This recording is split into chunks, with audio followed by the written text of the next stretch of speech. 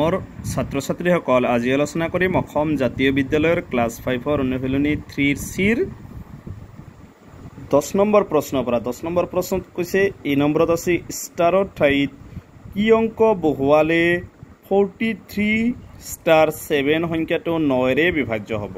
কাৰণ আমি ষ্টাৰৰ ঠাইত কি অংক বহুৱালে আমি 9 ৰে এটো বিভাজ্য হ'ব। তা আমি জানিব লাগিব 9 ৰে বিভাজ্য নিয়মটো জানিব লাগিব।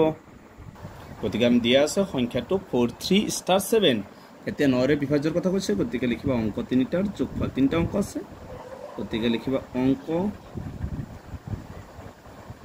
তিনিটাৰ যোগফল।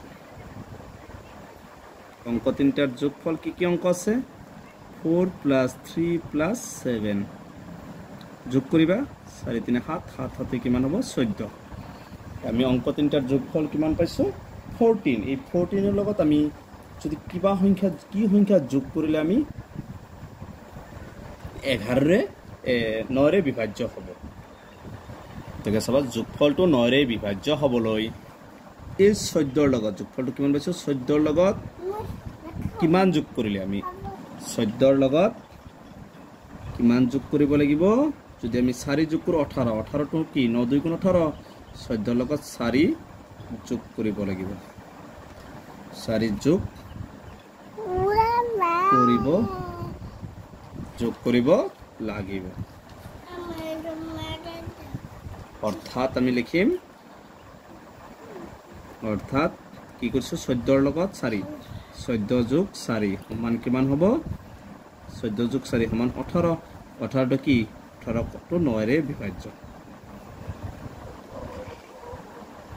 এতেকে আমি লিখিব পাৰিম তেকে আমাক কৈছিল ষ্টাৰৰ ঠাইত কি অংক বহাব লাগিব লিখিবা এতেকে ষ্টাৰৰ ঠাইত বহিবলগীয়া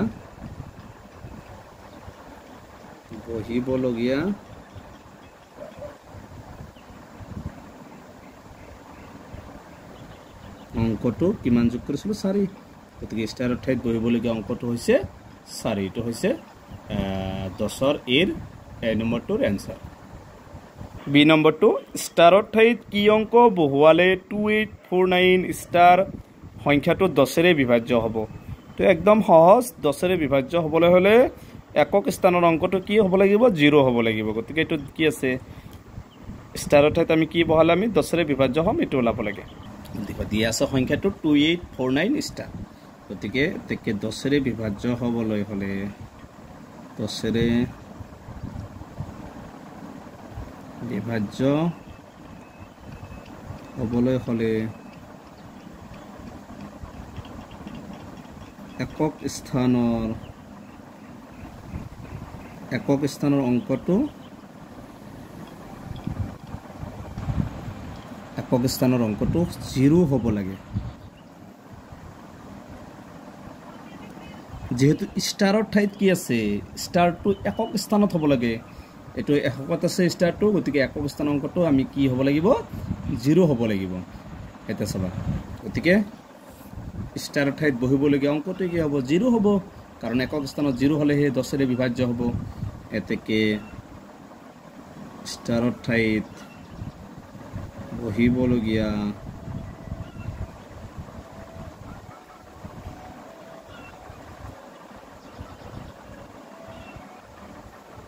ষ্টাৰৰ ঠাইত বহিবলগীয়া অংকটো 0। এটা একদম সহজ যে ষ্টাৰ ঠাইত 0 হলে কি হ'ব একক স্থানত যেহেতু ষ্টাৰ আছে ষ্টাৰ ঠাইত 0 হলে এটো কি হ'ব সংখ্যাটো 10 ৰে বিভাজ্য হ'ব। এটো হৈছে বি নম্বৰটোৰ এনসাৰ। সি নম্বৰ প্ৰশ্নটো চাবা ষ্টাৰৰ ঠাইত অংক বহুৱালে 5*3296 সংখ্যাটো 11 ৰে বিভাজ্য হ'ব। এটো সেম 9 নম্বৰত কৰিছো 11 ৰে বিভাজ্য হোৱাৰ নিয়ম সেম একে এটো আমি ষ্টাৰ ঠাইত কি বহালে আমি এটো 11 ৰে বিভাজ্য হ'ব এটো ওলাব লাগে। চাবা আমাক দিয়া আছে সংখ্যাটো 5*3296 আমি জানো যে 11 বিভাজ্য হ'বলৈ হলে যুগ্ম স্থানৰ অংককেইটাৰ যোগফল আৰু যুগ্ম স্থানৰ অংককেইটাৰ যোগফল ইয়াৰ পৰা আমি বিয়োগ কৰিব লাগিব।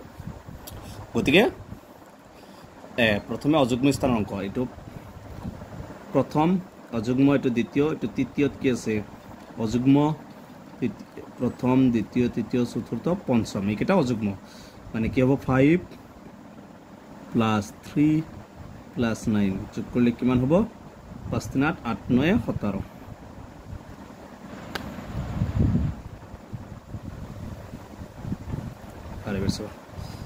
যুগ্ম স্থানৰ অংককেইটাৰ যোগফল যুগ্ম বাকী আছে ষ্টাৰ 2 ৰল আৰু কি 2 ৰল আৰু 6 2 + 6 ইমান কিমান হ'ব 8 এতেকে যোগফল দুটাৰ পাৰ্থক্য তে ষ্টাৰটো দি দিব পাৰিবা প্লাস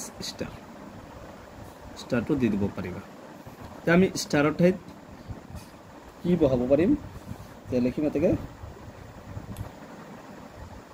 এই দুটা একে হ'ব লাগিব একে হতে আমি ষ্টাৰৰ ঠাইত কিমান বহাব লাগিব 9 বহালে কি হ'ব 17 পাম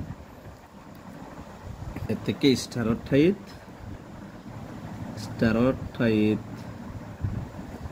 9 বহালে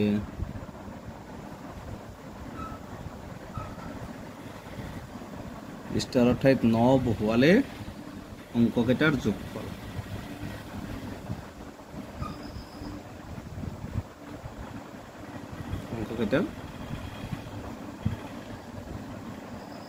যোগফল কি আছিল প্ৰথমে 8 প্লাস ষ্টাৰৰ ঠাইত আমি কি বহাম 9 কিমান হ'ব 17 এতিয়া আমি সংখ্যা দুটাৰ অংক দুটাৰ যোগফলৰ পাৰ্থক্য লম এতিয়া যোগফল দুটাৰ পাৰ্থক্য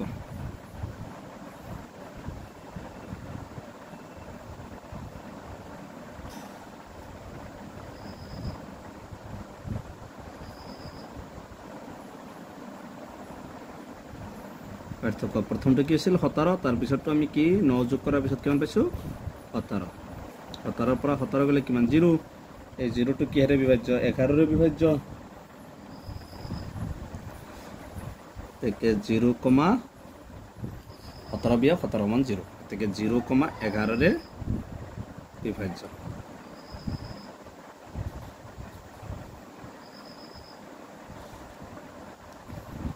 তেকে ষ্টাৰৰ ঠাইত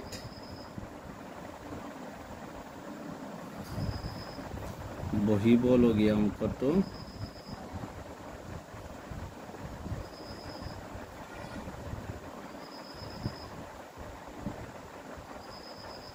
কিমান হ'ব 9 এটা হৈছে 10ৰ সি নম্বৰটোৰ এনসাৰ গতিকে 3ৰ সি আটাইটা কোৱেশ্চন সমাধান কৰিলো ইয়াৰ পিছৰ ভিডিও 3ৰ ডিৰ পৰা আলোচনা কৰিম গতিকে তোমালোকে ভিডিওটো লাইক কৰিবা চেনেলটো সাবস্ক্ৰাইব কৰিবা থ্যাংক ইউ